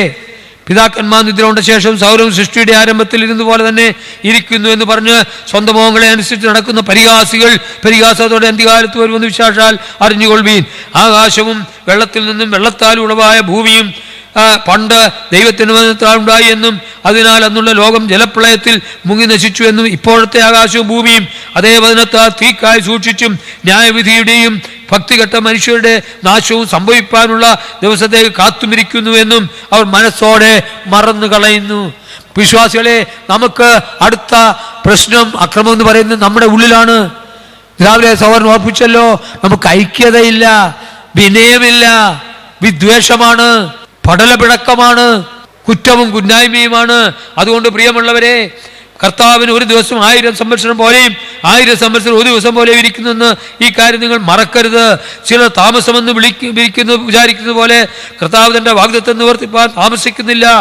ആരും നശിച്ചു പോകാതെ എല്ലാവരും മാനസാന്തരപ്പെടുവാൻ അവൻ ഇച്ഛിച്ച് നിങ്ങളോട് ദീർഘക്ഷമ കാണിക്കുന്നേ ഉള്ളൂ. കർത്താവിൻ്റെ ദിവസമോ കള്ളനെ പോലെ വരും. അന്ന് ആകാശം കൊടുമുഴക്കത്തോടെ ഒഴിഞ്ഞു പോകും, മൂലപദാർത്ഥങ്ങൾ കത്തിയഴിയുകയും ഭൂമിയും അതിലുള്ള പണികളും എന്തു പോവുകയും ചെയ്യും. ഇങ്ങനെയൊക്കെയും ശ്രദ്ധിക്കുക, ഇവ അഴിവാനുള്ളതാകിക്കാൻ ആകാശം ചുട്ടഴിയുവാനും മൂലപദാർത്ഥങ്ങൾ വെന്തുരുവാനുമുള്ള ദൈവത്തിന്റെ വരവ് കാത്തിരുന്നും, ശ്രദ്ധിക്കുക, കാത്തിരുന്നും ബന്ധപ്പെടുത്തിയും കൊണ്ട് നിങ്ങൾ എത്ര വിശുദ്ധ ജീവനവും ഭക്തിയും ഉള്ളവരായിരിക്കണം. എന്നാൽ നാം അവന്റെ വാഗ്ദത്തപ്രകാരം നീതി വസിക്കുന്ന പുതിയ ആകാശത്തിനും പുതിയ ഭൂമിയുമായിട്ട് കാത്തിരിക്കുന്നു. ഹല്ലേലൂയ. പ്രിയപ്പെട്ടവരെ, പീഡനം വരട്ടെ, പ്രശ്നങ്ങൾ വരട്ടെ, നമുക്ക് നമ്മുടെ കർത്താവ് വരാൻ പോവുകയാണ്. അവൻ താമസിക്കില്ല, അവൻ താമസിക്കുമില്ല. കാലമെല്ലാം കഴിയും, ഇന്ന് കാണുന്നതെല്ലാം വഴിയും, പിന്നെ പുതിയ വരും, തിരികെ നാം വരും. നാം 1000 ആണ്ട് ഇവിടെ വാഴും, പിന്നെ നാം സ്വർഗത്തിലേക്ക് പോകും. തയ്യാറാണോ? പീഡനം വരട്ടെ, എതിരുകൾ വരട്ടെ, നാം എന്ത് ചെയ്യണം? നാം വിശുദ്ധിയോടെ ജീവിക്കണം, വിവേകത്തോടെ ജീവിക്കണം, വിശ്വസ്തയോടെ ജീവിക്കണം, വിജ്ഞാനത്തിൽ ജീവിക്കണം. എഫേസ്യർ മൊത്തം ഉണ്ടല്ലോ അല്ലേ? Live in light, live circumspectly. ജ്ഞാനത്തോടെ വിവേകത്തോടെ നമുക്ക് ജീവിക്കാം. അവർ ദൈവം നമ്മെ സഹായിക്കട്ടെ. നമ്മുടെ കർത്താവ് വരുന്നു. ഞാൻ ഒരു പുസ്തകം എഴുതിയിട്ടുണ്ട്. ഞാൻ വിദേശത്തൊരു ജേർണലിസ്റ്റ് ആയിരുന്നു, മിഡിൽ ഈസ്റ്റിൽ. Tomorrow the future of the world. നിങ്ങൾ പലരും കാണും ഇത്. ലോകത്തിൻ്റെ the past, present and the future, ലോകത്തിൻ്റെ ഭൂതം, വർത്തമാനം, ഭാവി ഞാൻ എഴുതിയിരിക്കുകയാണ്. ഇത് റിലീസ് ചെയ്തത് ഇസ്രായേൽ കോൺസൽ ജനറലാണ്. അദ്ദേഹം എൻ്റെ അടുത്ത് ചോദിച്ചു, സാറേ നിന്റെ പുസ്തകത്തിൽ ഞങ്ങളുടെ ഇസ്രായേലിൻ്റെ ഫ്ലാഗ് എന്തിനാണ്? ഞാൻ പറഞ്ഞു, സാറേ നിങ്ങളുടെ മശിഹ 1000 ആണ്ട് വാഴാൻ പോവുകയാണ്. ഞാൻ പുസ്തകം കൊടുത്തു, അത് അവർ വായിച്ചുകൊണ്ടിരിക്കുകയാണ് ബോംബെ കോൺസുലേറ്റിൽ. നിങ്ങളുടെ മശിഹ ഇതാ ഇസ്രായേലിലെ ചരിത്ര സംഭവം അതല്ലേ പറയുന്നത്. 2 വർഷമായപ്പോ സമാധാനം വരാൻ പോവുകയാണ്. കൊടുങ്കാറ്റിന് മുന്നേയുള്ള സമാധാനമാണ്. ഒരു 3-4-5 വർഷം ഇസ്രായേൽ ഏറ്റവും കൂടുതൽ സമൃദ്ധിയാകും. അന്നേരം ഇറാനും ടർക്കിയും റഷ്യയും സുഡാനും ലിബിയയും കൂടെ ചേർന്നിട്ട് ഹർമഗദോൻ യുദ്ധത്തിന് തയ്യാറാകും. ശ്രദ്ധിക്കുക, ഇനി കാലമധികമില്ല. 2000 വർഷം മുമ്പ് കർത്താവ് വരുമെന്ന് പറഞ്ഞത്, പത്രോസ് പറഞ്ഞത്, കാലമതിയില്ല, കള്ളൻ വരുന്ന പോലെ അവൻ വരാൻ പോവുകയാണ്, തയ്യാറാണോ? എന്നിട്ട് ഇദ്ദേഹം ലിഫ്റ്റിൽ എന്നെ വിടാൻ വേണ്ടി വന്നപ്പോൾ ഞാൻ പറഞ്ഞു, സാറേ അങ്ങ് നിങ്ങളുടെ മശിഹ വരുമോ ഞാനും വരും. ഹല്ലേലൂയ. 1000 ആണ്ട് നാം വാഴാൻ പോവുകയാണ്. തയ്യാറാണോ പ്രിയപ്പെട്ടവരെ? അതിനുവേണ്ടി ഒരുങ്ങിയിരിക്കണം. ഇങ്ങനെയൊന്നും പോയാലേ ഒന്നുമില്ല കേട്ടോ, എവിടെ കിട്ടുന്നതെന്ന് അറിയത്തില്ല. 1000 ആണ്ട് വാഴാൻ പോവുകയാണ്. പീഡനം വരട്ടെ. സമകാലീന സംഭവം 1 ബാഹ്യമാണ്, പീഡനമാണ്. എന്നാൽ നമ്മുടെ ഉള്ളിൽ ഇന്ന് ദേവദാസൻ പറഞ്ഞു ഐക്യതയില്ലായ്മ. 2 നമ്മുടെ പണം എന്തോ ചെയ്യുക. Let me tell you, what are we doing? If the Lord is coming, how do we live in the light of the return of the Lord? നമ്മുടെ കർത്താവ് വരുമെന്നുണ്ടെങ്കിൽ, അവൻ്റെ വരവിനെ ലക്ഷ്യമാക്കി ജീവിക്കുന്നുണ്ടെങ്കിൽ, മുത്താമ്പാക്കാൽ കൊച്ചിങ്ങനെ ഉപദേശിച്ച് വരുമൊന്നും വേണ്ട. നോക്കി നാളെക്കുറിച്ച് എൻ മനസ്സ്. ഇവിടെ നാളെക്കുറിച്ചേ ഉള്ളൂ ചിന്ത അല്ലേ? റൊട്ടി, കപ്പട, മക്കാൻ, ഇതല്ലേ നമ്മുടെ പ്രശ്നം. ആഹാരം, വസ്ത്രം, പാർപ്പിടം. ഇതിനു വേണ്ടിയല്ലോ നീ ഈ റോഡിൽ കൂടെ പോയ 2 വശത്തും എന്താ കാണുന്നത്? ആഹാരത്തിനും വസ്ത്രത്തിനും പാർപ്പിടത്തിനും വേണ്ടിയുള്ള ഓട്ടമാണ്, നെട്ടോട്ടമാണ്. ഞാൻ അമേരിക്കയിൽ പോലും ഇത്ര ബ്രാൻഡ്സ് ഇല്ല കേട്ടോ. വേൾഡ് ബ്രാൻഡ്സ് എല്ലാം നമ്മുടെ ചുറ്റും കേരളത്തിൽ വന്നിരിക്കുകയല്ലേ. കേരളം അസൽ സ്വർഗത്തിൻ്റെ നാടാ കേട്ടോ, ദൈവത്തിൻ്റെ നാടാ, സംശയമില്ല. മിഷണറിമാർ തുടങ്ങിയതുകൊണ്ടാണ് ഇങ്ങനെയൊക്കെ ഉണ്ടായത്. നമുക്ക് എന്താ നാം ചെയ്യുന്നത്? ഈ നമ്മുടെ സഭ എന്താ വളരാത്ത? നമ്മുടെ സമയം. Do we have time for the Lord? We are too busy that we have no time to be with the Lord. നമ്മളങ്ങ് ബിസിയാണ്. അതുകൊണ്ട് യേശു കർത്താവുമായിട്ട് നാം സമയം ചെലവഴിക്കുന്നില്ല, മറ്റുള്ളവർക്ക് വേണ്ടി സമയം നാം ചെലവഴിക്കുന്നില്ല. Let's find out what we are doing with our time. 2 our talents. നമുക്ക് ലഭിച്ചിരിക്കുന്ന കഴിവുകൾ നാം എങ്ങനെയാണ് ഉപയോഗിക്കുന്നത് പ്രിയപ്പെട്ടവരെ?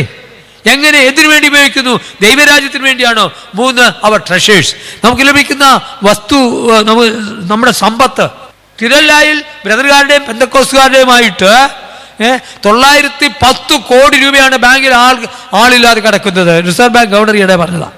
അയ്യോ, എന്താ ചെയ്യുന്നത്? നമ്മൾ എന്താ ചെയ്യുന്നത്? ശ്രദ്ധിക്കുക.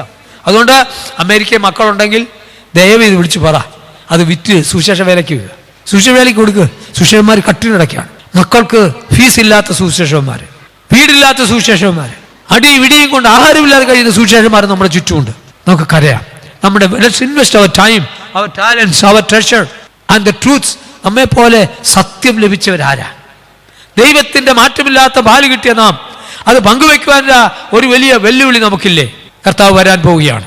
നമുക്ക് അവന് വേണ്ടി ജീവിക്കാം. Time is short, hell is hot, Satan is swift. Ready or not, Christ is coming. Till he comes, let's live for him. Let's love him. Let us labor for him. ഭീകരമായ, അതിഭീകരമായ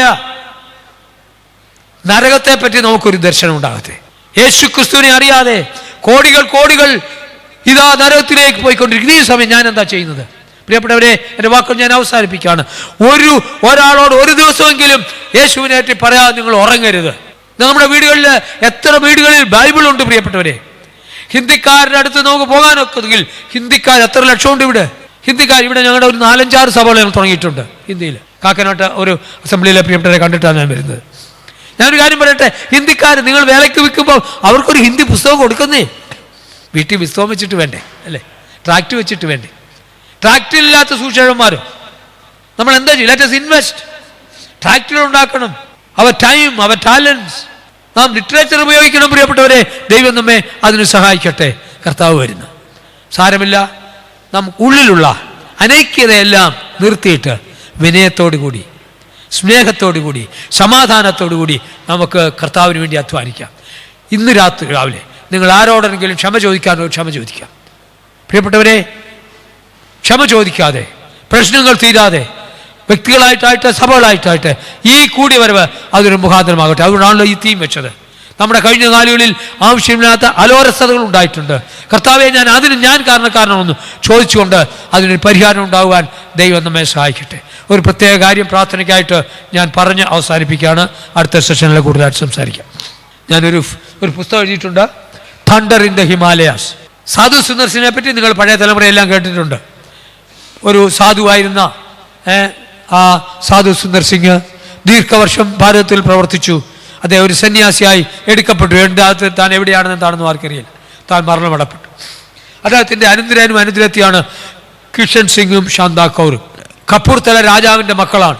നെഹ്റുവിൻ്റെ മിനിസ്ട്രിയിൽ ഉണ്ടായിരുന്ന ശാന്താ കൗറുണ്ട്. ശാന്താ കൗർ മഹാത്മാഗാന്ധിയുടെ സെക്രട്ടറി ആയിരുന്നു. ക്രിസ്ത്യാനിയാണ്, വിശ്വാസിയാണ്. അവരുടെ അനന്തരനും അനുഗ്രഹത്തിയാണ്. ഇവർ Bible കത്തിച്ചവരാണ്. എന്നാൽ ദൈവം അവരെ വിളിച്ചു. ഏകദേശം 60 വർഷം അവർ ഹിമാലയ സാനിക്കുള്ളിൽ കർത്താവിൻ്റെ വേല ചെയ്തു. Thunder in the Himalayas. ഞാൻ ഒരു ഫിലിം നിർമ്മിക്കുകയാണ്. വിപുലമായ ഒരു മുതൽ മുടക്കാണുള്ളത്. പ്രാർത്ഥിക്കണം. ഞാൻ കൊച്ചിയിലേക്ക് വന്നത് അത് എഡിറ്റ് ചെയ്യുന്നുണ്ട്. 80% ഷൂട്ടിംഗ് കഴിഞ്ഞു. ഇനിയും കാശ്മീരിലും കേരളത്തിലും ആന്ധ്രയിലും 3 ഷൂട്ടിംഗ് ഉണ്ട്. ഏപ്രിൽ മാസം ദൈവം അനുവദിച്ചാൽ അത് റിലീസ് ചെയ്യാൻ ആഗ്രഹിക്കുന്നത്. അതിൻ്റെ പേര് ഗവ എന്നാണ് ഹിന്ദിയിൽ. ഗവ മീൻസ് വിറ്റ്നസ്, സാക്ഷ്യം. വിറ്റ്നസ് ഓഫ് സാധു സുന്ദർ സിംഗ്, കിഷൻ സിംഗ് ആൻഡ് ശാന്താ കൗർ. സാധു സുന്ദർ സിംഗിൻ്റെയും കിഷൻ സിംഗിൻ്റെയും ശാന്താ കൗറിൻ്റെയും മിഷൻ ദൗത്യമാണ് ഹിമാലയ സാനിക്കുകൾ. ഇന്ത്യ വിവിധ ഭാഗങ്ങളിൽ ബൈബിൾ കത്തിച്ചവർ മുഖാന്തരം ദൈവം ഉപയോഗിച്ച അത്യത്ഭുതകരമായ കാര്യങ്ങളാണ് തണ്ടർ ഇൻ ദ ഹിമാലയാസ്, ഗവ. അതിനുവേണ്ടി നിങ്ങൾ പ്രാർത്ഥിക്കണം. 20 ലാംഗ്വേജിൽ, 16 ഇന്ത്യനും 4 വിദേശ ഭാഷകളിലും ഞങ്ങളുടെ ആഗ്രഹവും പ്രാർത്ഥനയും 1 കോടി ആത്മാക്കൾ ഇതെത്തണം. ഇന്ന് ദൃശ്യമാധ്യമം ഗംഭീരമായിട്ട് ഇതാ നിങ്ങളുടെ അപ്പത്തെ വെള്ളത്തിലേക്ക് എറിയാൻ വന്നിരിക്കുന്നു. ദൈവം എന്ന് പറയാണ്, സൈബർ വായുവിലേക്ക് എറിയുക. നമുക്ക് ഈ സോഷ്യൽ മീഡിയ ഉപയോഗിക്കാം, ഫിലിം മീഡിയ ഉപയോഗിക്കാം. യേശു ക്രിസ്തുവിന്റെ സുവിശേഷം ആരും നശിച്ചു പോകാതെ എല്ലാവരും നിത്യജീവൻ ലഭിക്കേണ്ടതിന് മുഖാന്തരമാകാൻ നമുക്ക് ഉപയോഗിക്കാം. ദൈവം നമ്മെ സഹായിക്കട്ടെ. ചങ്ങല ധരിച്ചിട്ട് ഇതാ മരണം കാത്തുകിടക്കുന്ന പൗലോസ് അപ്പോസ്തലൻ പറയുകയാണ്, നിങ്ങൾ ഒന്നായിരിക്കണം, നിങ്ങൾ വഴക്ക് പാടില്ല, നിങ്ങൾ വിനയമുള്ളവരായിട്ട് ഒറ്റക്കെട്ടായി നീക്കാം. നമുക്ക് പോകാം. കൂടുക സോദരരെ, നാം ഒന്നായി പാടുക ജയ ജയ ഗീതങ്ങൾ. ദിനമായി നിരയായി നമുക്ക് മുന്നോട്ട് പോരാ. ജീവനെങ്കിൽ ജീവൻ കൊടുത്ത് നമുക്ക് ഭാരതത്തെ നേടാം. ഒറ്റ ഭാരതീയനും നരകത്തിൽ പോകാൻ പാടില്ല. തിമോഥെയോസിനോട് പൗലോസ് സത്യമായി പറയാണ്ട്, മകനെ ക്രിസ്തുവിൽ ബലപ്പെടുക. എന്നിട്ട് പറഞ്ഞു, നിന്നിലുള്ള അഗ്നി ആളിക്കത്തട്ടെ. ഫാനിന്റെ ഫ്ലെയിം വാട്ട് ചെയ്യാം. നിന്നിലുള്ള ഈ ചെറിയ അഗ്നി, നിന്റെ കൃപാവനം ജ്വലിപ്പിക്കാം. ഇന്ന് രാവിലെ നമുക്ക് എല്ലാവർക്കും എഴുന്നേറ്റ് നിൽക്കാം. പ്രിയപ്പെട്ടവരെ, നമുക്ക് ദൈവം നൽകിയ നമ്മുടെ താലന്തുകൾ, നമ്മുടെ സമയം, നമ്മുടെ അവസരങ്ങൾ നമുക്ക് മറ്റുള്ളവരെ കുറ്റം വിധിക്കുന്നതിനും പ്രയാസനുമല്ല, ക്രൂശിനെ നോക്കി നമുക്ക് പോകാം. പ്രിയപ്പെട്ടവരെ, ഞാൻ ഒരു കാര്യം പറയട്ടെ. Gossip the gospel. മറ്റു ഗോസിപ്പുകളെല്ലാം നമുക്ക് മാറ്റാം. ഈ ലോകത്തിൽ നല്ല വാർത്തയൊന്നുമില്ല. ഈ കെട്ട വാർത്തയ്ക്ക് വേണ്ടി വാട്സപ്പിൽ നോക്കി നമ്മുടെ സമയം കളയരുതേ എന്ന് ഞാൻ പ്രാർത്ഥിക്കുകയാണ്. ഞാൻ ഉൾപ്പെടെയാണ് പറയുന്നത്. നമുക്കതൊക്കെ അവസാനിപ്പിച്ച് ക്രൂശിലേക്ക് നോക്കി പോകാം, കർത്താവിനെ നോക്കി പോകാം. നമ്മൾ ഏൽപ്പിച്ച് നമുക്ക് ചെയ്യാം. ദൈവം നമ്മെ സഹായിക്കട്ടെ. അവൻ വരും. അതുകൊണ്ട് ഒരു മിനിറ്റ് കണ്ണടച്ച് നമുക്കൊരു സമർപ്പണം ചെയ്യാം. പിതാവേ, ഐക്യത ഞങ്ങൾ നഷ്ടപ്പെടുത്തി. അടിയനതിന് കാരണമാണ്, അടിയങ്ങൾ കാരണമാണ്. ക്ഷമിക്കണമേ. ഞങ്ങളുടെ വീട്ടിൽ ഐക്യതയില്ലാതെ, കുടുംബത്തിൽ ഐക്യമില്ലാതെ, സഭയിൽ ഐക്യമില്ലാതെ, സമൂഹത്തിൽ ഐക്യമില്ലാതെ ഞങ്ങൾ അതിന് കാരണക്കാരായിട്ടുണ്ട്. ക്ഷമിക്കണമേ. ഞങ്ങൾ ക്ഷമിക്കേണ്ടത്, മറ്റുള്ളവർ ക്ഷമിക്കേണ്ടത് ക്ഷമിക്കാനുള്ള ശക്തി ഞങ്ങൾ തള്ളമേ. ഞങ്ങൾ ചെയ്യേണ്ടാത്ത കാര്യങ്ങൾ ചെയ്തിട്ടുണ്ട്, ചെയ്യേണ്ടത് ചെയ്തിട്ടില്ല. ക്ഷമിക്കണമേ കർത്താവേ. ഞങ്ങൾ ഭാരതത്തെ ഓർക്കുന്നു. ഈ സമയത്ത് ജയിലിൽ കിടക്കുന്ന മണിപ്പൂരിൽ 60,000 പേര് 2.5 വർഷമായി കർത്താവേ അഭയാർത്ഥികളായി കഴിയാണ്. ഒന്നുമില്ലാതെ അവർക്ക് വേണ്ടി ഞങ്ങൾ പ്രാർത്ഥിക്കുന്നു. സഹായിക്കണമേ എന്ന് പ്രാർത്ഥിക്കുന്നു. ഞങ്ങളുടെ കൂടായ്മകളെ ഒന്നും ഓർക്കരുതേ. ഞങ്ങൾ പൂർവാധികം സമർപ്പണത്തോടെ ജീവിക്കട്ടെ. കർത്താവിന് വേണ്ടി പോടുവാൻ ഞങ്ങളെ സഹായിക്കണമേ. എല്ലാറ്റിനായി സ്തോത്രം. യേശു കർത്താവിനെ നാമത്തിൽ അപേക്ഷിക്കുന്ന പിതാവേ, കേൾക്കണമേ. ഇരിക്കാം.